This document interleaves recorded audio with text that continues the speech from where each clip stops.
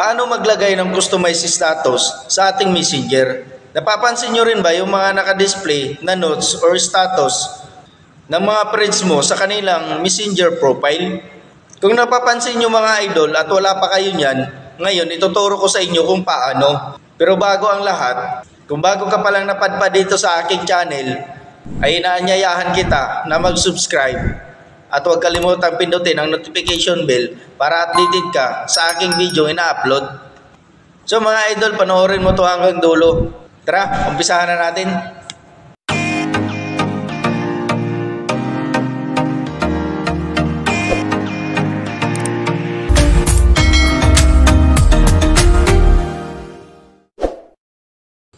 Una, kailangan updated sa latest version ang iyong messenger application.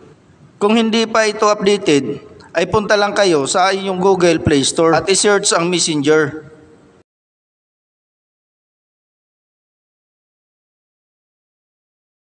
At i-click ang update. Kung updated na ang Messenger nyo, ay open naman ang nakalagay dito kagaya nito. Click lang natin itong open para mapunta tayo directly sa ating Messenger. Pagka-open ng ating messenger, kung nakikita nyo may mga status na nakapin or post ang mga friends mo. Para makapaglagay din tayo ng notes, tap lang natin itong plus sign sa ating profile.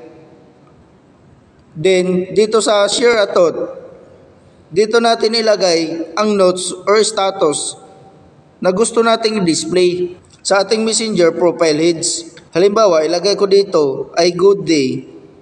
Kapag okay na, nakapaglagay ka na ng notes na gusto mong i-display, ay pindutin na natin itong share. At automatic, pag na-click nyo yung share, ay mag-a-appear na siya sa iyong profile sa Messenger.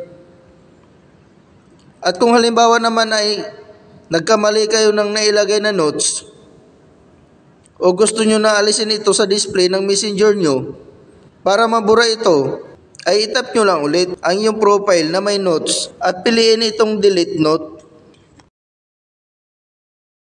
At pindutin ang remove.